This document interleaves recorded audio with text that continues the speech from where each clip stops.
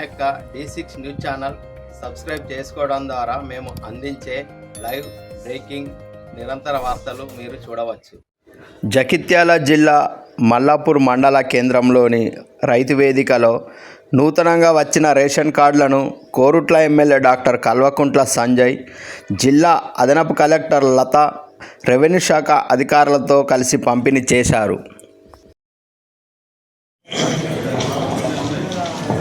మనకు కొత్త రేషన్ కార్డుల కింద 1089 శాంక్షన్ అయినాయి, మంజూరైనాయి.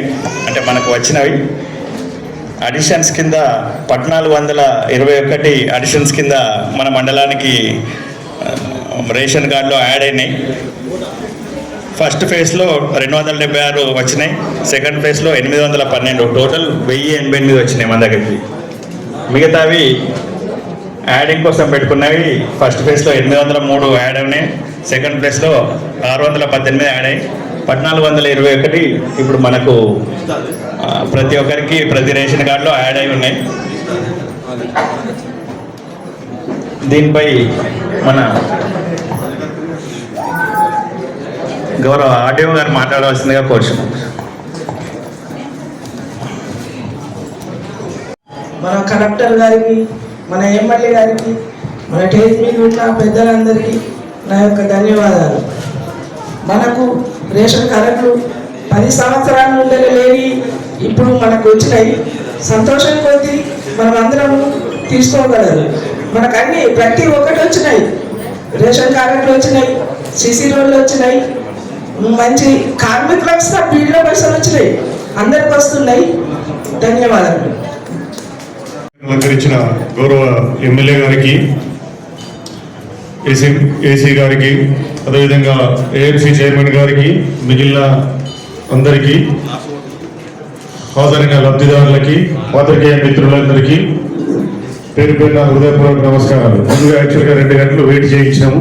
సారీ ఫర్ ద మీ అందరికీ వెయిట్ చేయించినందుకు. కొన్ని అనివార్య కారణాల వల్ల మిమ్మల్ని ఐ థింక్ 11 నుండి 2 అవర్స్ లేట్.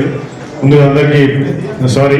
రెండవ అంశం ఏంటంటే, నిజంగానే ఈరోజు ఇందాక ఎంఆర్ఓ గారు చెప్తూ అంతమంది లబ్ధిదారులకు ఈరోజు రేషన్ కార్డుల పంపిణీ కార్యక్రమం జరుగుతుంది. ఇది అత్యంత హర్షించదగ్గ విషయము. సో వన్స్ అగైన్ లబ్ధిదారులందరికీ మరొకసారి శుభాకాంక్షలు తెలియజేస్తూ ముగిస్తున్నాను. Thank you. ఎవరికైనా రాలేకపోయినా తిరిగి అప్లై చేసుకోవచ్చు. ఎవరు బాధపడాల్సిన అవసరం లేదు. ఎలిజిబుల్ ఉంటే మాత్రం ఖచ్చితంగా మీకు రేషన్ కార్డు వస్తుంది. దీనిపై మన జేసీ గారు, అడిషనల్ కలెక్టర్ గారు మాట్లాడాల్సిందిగా కోరుచున్నాం. ఈరోజు మన కాన్స్టిట్యుయెన్సీలోని మల్లాపూర్ మండలంలో రేషన్ కార్డులకు సంబంధించి పంపిణీ కార్యక్రమాన్ని ఏర్పాటు చేసుకుంటున్నాము. దీనికి సభాధ్యక్షత వహించినటువంటి స్థానిక ఎమ్మెల్యే గారు గౌరవ సంజయ్ కుమార్ గారు, అదేవిధంగా ఆర్డీఓ గారు, ఏఎంసీ చైర్మన్ గారు, డిఎం గారు, సింగిల్ విండో చైర్మన్ గారు, మరియు ఇతర అధికారులు, అనధికారులు, పాత్రికేయులు, మరి ముఖ్యంగా లబ్ధిదారులు, మీ అందరికీ నా యొక్క నమస్కారాలు. మన మండలానికి సంబంధించి 1609 కార్డులు కొత్తగా మంజూరైనాయి. అదేవిధంగా 1678 కార్డులు అడిషన్స్, అంటే చేర్పులు, కొత్తగా మనకి పెళ్ళిళ్ళు వచ్చిన కోడలై కావచ్చు, లేదంటే పిల్లలై కావచ్చు, ఇవన్నీ కూడా ఇవ్వడం జరిగింది. మరి రాష్ట్ర ప్రభుత్వం ఈ యొక్క కార్యక్రమాన్ని ప్రతిష్టాత్మకంగా చేపట్టి చాలా రోజుల నుంచి మనకి కార్డులు రావట్లేదు అనే ఒక కంప్లైంట్ను తీసుకొని మరి కొత్తగా కార్డులు ఇవ్వడం జరిగింది. ఇందులో మనకు ప్రింట్ అయి వచ్చినాయి 1088 కార్డులు కొత్త కార్డులలో వచ్చినాయి. అదేవిధంగా 1421 చేర్పుల కార్డులు రావడం జరిగింది. మిగతావి కూడా వస్తాయి.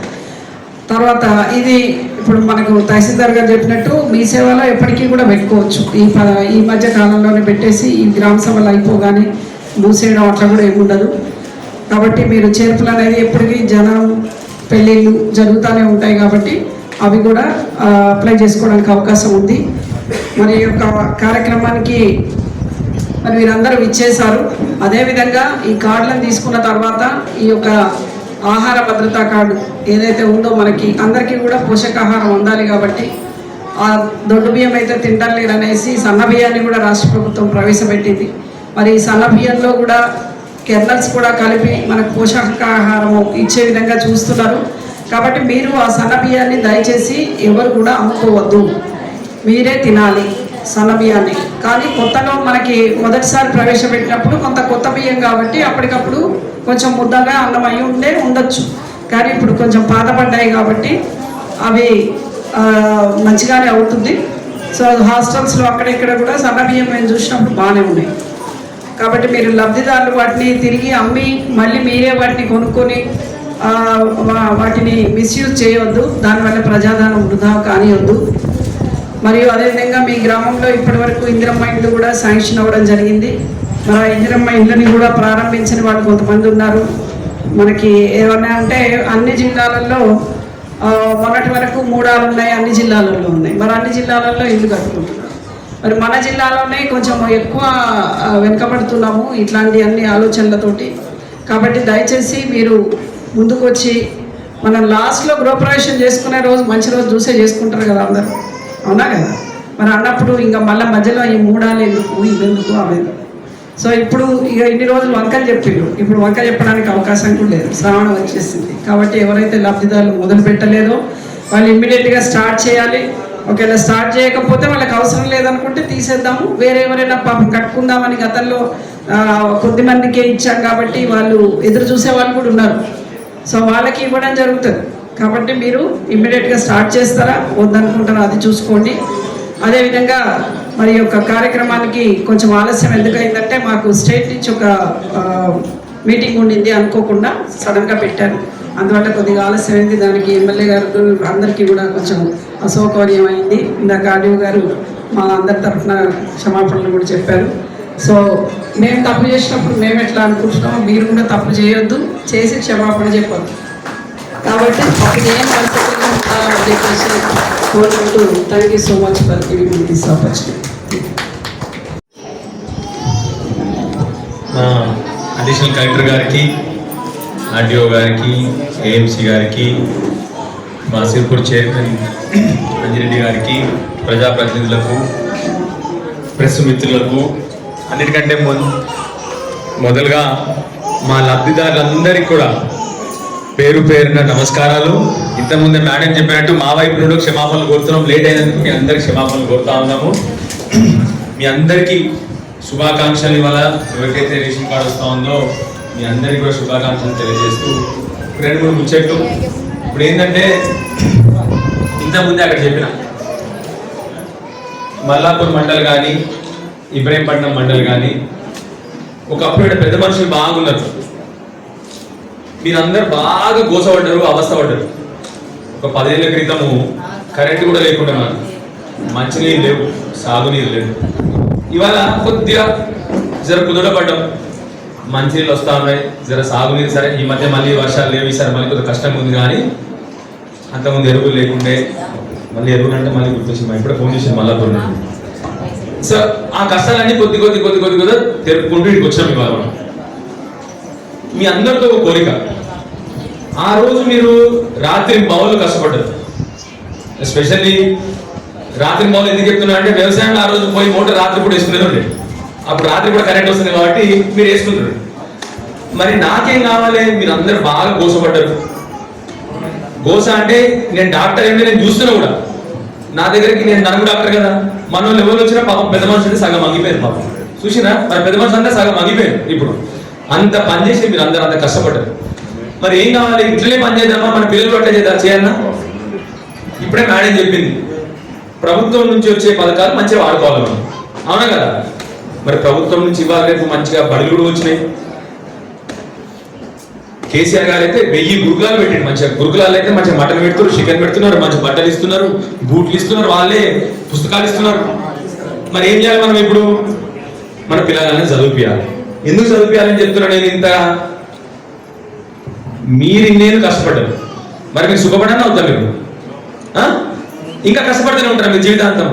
మీరు ఎప్పుడు సుఖపడతారు? మరి ఎప్పుడు సుఖపడతారంటే మన పిల్లల్ని జర చదువుకొని ఉద్యోగం చేసుకుంటే మీరు జర చల్లబడతారు, అవునా కదా? లేకపోతే పిల్లగాడు కూడా ఇంట్లో ఉన్నానుకో, అప్పుడు ఏం చేయాలి? నువ్వు దోషపడాలి, మళ్ళీ వానికి తిండి పెడితేనే ఉండాలి మనం జీవితాంతం. వాడి ఇంట్లోనే ఉంటాడు, నువ్వు ఇంట్లోనే ఉంటావు, అవునా కదా చెప్పిందని? అందుకొరకే నేను ఏం చెప్తున్నా అంటే దయచేసి ప్రభుత్వ పథకాలు ఇవన్నీ వాడుకోండి. దీంట్లో అత్యంత ముఖ్యమైనది విద్య, ఆరోగ్యం.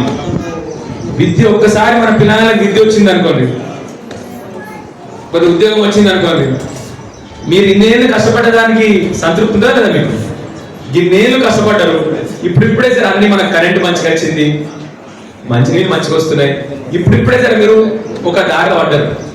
మరి భవిష్యత్తులో కూడా మళ్ళీ మన పిల్లలకి ఇదే చేయాలా? లేదు కదా. ఏం చేయాలి మరి? వాళ్ళు కొద్దిగా చదువుకొని కొద్దిగా ఉద్యోగాలు చేసుకుంటే అప్పుడు ఏమవుతుంది? మీరు కూడా సరే మంచిగా సుఖంగా ఉంటారు.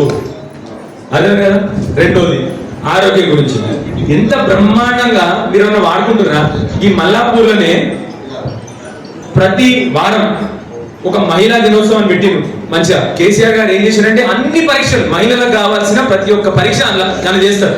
మీరు వాడుకుంటారు? అది వార్తలేరు, ఎవ్వరు వార్తలేరు. చేయించుకోవాలి. మహిళలు ఏంటంటే ఓ 35 ఏళ్ళ వయసు దాటిన తర్వాత మనం అన్ని టెస్టులు చేయించుకోవాలి. ఒకేసారి పెద్ద రోగం వచ్చి పడితే ఏమవుతుంది? మళ్ళీ చెవులు కాలేదు. అవునా కదా? సో దయచేసి ఈ ప్రోగ్రామ్ ఎట్లయితే ఇప్పుడు మనం రేషన్ కార్డు తీసుకోబోతున్నాం, మరి ఆరోగ్యం కూడా, చదువు కూడా రెండు ముఖ్యమే కదా. ముఖ్యమా కదా అవి? అది. సో దయచేసి మీ అందరిని కోరేది ఏంటంటే మన పిల్లగాళ్ళకు భవిష్యత్తులో మంచిగా ఉండాలంటే చదువే దారి. ఇక్కడ కూర్చున్నారు ఇప్పుడు వీళ్ళందరూ, వీళ్ళందరూ చదువుకుంటేనే ఇక్కడికి వచ్చింది మేడం. ఇప్పుడు మేడం ఎంత చదువుకుంటే ఇక్కడికి వచ్చింది? చదువుకుందా లేదా? మాకంటే అంటే మాకు నిజంగా చెప్పాలంటే రాజకీయ నాయకులు చదువు అవసరం లేదు. ఒకరికి రాజకీయ నాయకులు చదువు అవసరం లేదు. నేను చదువుకున్నా లేకపోయినా రాజకీయ నాయకులు కావచ్చు. కానీ ఇప్పుడు ఇంత మంచి చదువుకొని ఉద్యోగాలు రావాలంటే మాత్రం విద్యనే. దానికి తోడు మీ అందరి ఆరోగ్యం మంచిగా ఉండాలి. అర్థమైందా? సో దయచేసి మీ అందరిని కోరేది ఒకటే. ఎందుకు చెప్తున్నా అంటే ఇంతకుముందే చెప్పిన, అక్కడ కూడా మేడం కూడా చెప్పినాడు. నేను ఈ మధ్య మీకు తెలుసా, మా నాన్న కూడా బాగా గుడిలోకి పోతాడు, ఎప్పుడు పూజలు చేస్తాడు. నేను కూడా ఈ మధ్య ఎమ్మెల్యే నుంచి ప్రతి ఊర్లో ఏదో మన జాతరలు అవుతున్నాయి, పోతున్న జాతరలకు ఏదో వార్షికోత్సవం అంటారు గుడిలా పోతున్నా. పోయినప్పుడు ఏమైతుంది? పెద్ద మనుషులతో సహా చిన్నపిల్లలు ఉరికొస్తున్నాడు, సంజయ్ అన్న అని ఉరికొస్తారు. నేనేమంటా అంటే, అరే మీరు ఇవాళ ఇక్కడ ఎందుకున్నారు, స్కూల్ ఉండాలని అడుగుతా. సార్ పండగ కదా సార్ అంటారు. మనకు వారంతో పండుగ ఉంటుంది, ఉంటుందా లేదా? అంటే ఉదాహరణకి తినేదాకా మనం 4 పంచమైంది, ఒక్కటి స్కూల్ పోలేదు ఆ రోజు. నేను ఎన్ని గుళ్ళు తిరిగినా అన్ని గుళ్ళు తిరిగినా ఏడమైనా పిల్లగానే. అరే మీరేం చేస్తున్నారు ఇక్కడ? స్కూల్ ఉండాలి సోమవారం అంటే సార్ ఇవాళ పండుగ. అట్లా ప్రతి పండుగ. ఇప్పుడు ఇక వస్తే ఇక వారం అయితే గణపతి పండుగలు మొదలైనవి, మళ్ళీ డుమ్మ, మళ్ళీ బతుకమ్మ మొదలయ్యా, మళ్ళీ డుమ్మ. ఇక ఎట్లా నడవాలి చెప్పండి? అవునా కదా చెప్పింది నేను. అంటే ఎందుకు చెప్తున్నా అంటే మా నాన్న నన్ను అయితే ఇంత పిల్లగాని 4 ఏళ్ళ పిల్లగాని నా హాస్టల్ పడేసి, మా నాన్న హాస్టల్ తీసుకుపోయి, అప్పుడు స్కూల్ లేకుండే మల్లాపూర్లో, మరి రాకపోతే కదా బడ్డలు లేకుండే, నన్ను తీసుకుపోయి హాస్టల్లో పడేసింది చదువుకో అని చెప్పి. 4 ఏళ్ళప్పుడే చదువుకొని కొద్దిగా జీవితంలో దాన్ని సాధించగలిగింది. అవునా కదా? లేకపోతే నేను కూడా గీనేయడం మల్లాపూర్లో పొలాలు పండించి కూడా తిరుగుతుంటాడు. ఇప్పుడు తప్పలేదు, కానీ భవిష్యత్తులో అదే కష్టం అందరు పడొద్దని నా కోరిక. అది మీరు ఎంత కష్టపడారో మేము మా కళ్ళారా చూసినాం. ఒక 10 ఏళ్ల క్రితం ముందు ఏముండే మన బతుకు?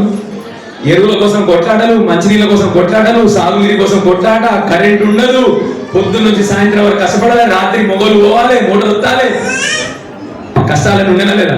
అందుకొరకే నా కోరిక ఏంటంటే ఇప్పుడు అన్ని జర మంచిగా అయింది.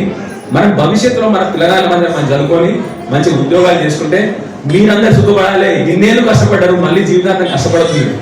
జర సుఖపడాలంటే మన పిల్లలు మనం చదువుకోవాలని చెప్పి అందరినీ కోరుతూ, మంచిగా సెలవు రోజు సరే సెలవు, పండుగలు ఉన్నా, జాతరలు ఉన్నా, పిల్లగాళ్ళు మాత్రం బడికి పంపించాలండి. అందరూ పంపిస్తారు. అందరూ పక్క గట్టి సపోర్ట్ కొట్టిన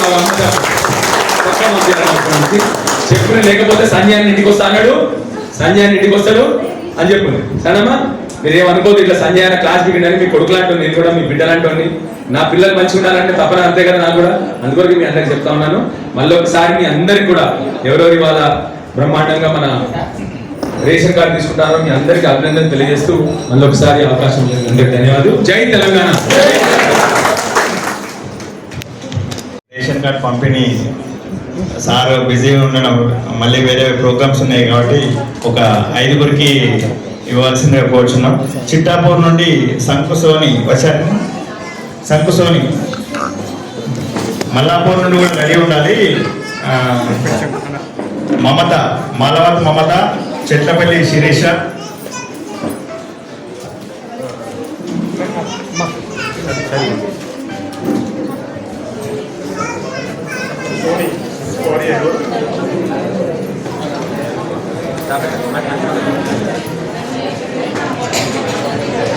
మల్లాపూర్ నుండి ముత్తవ గుగ్లావత్ శిరీష అందరు లైన్. నవీన్ కుమార్, స్నేహలత,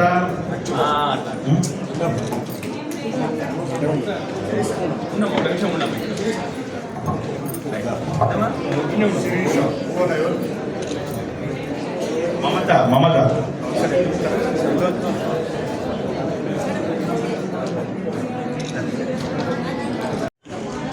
హారిక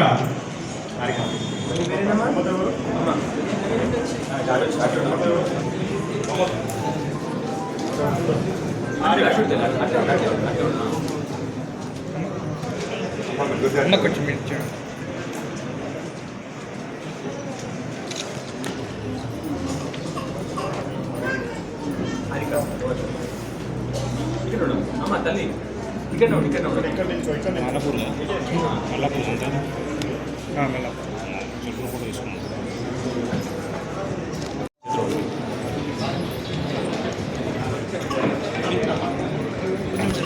మేడం కనిపిస్తలేదు. ఇటు మేడం కనిపిస్తలేదు. కొంచెం ఇటు మీరే అమ్మ కొంచెం ఇటు జరగండి. అక్కడనే మేడం కనిపి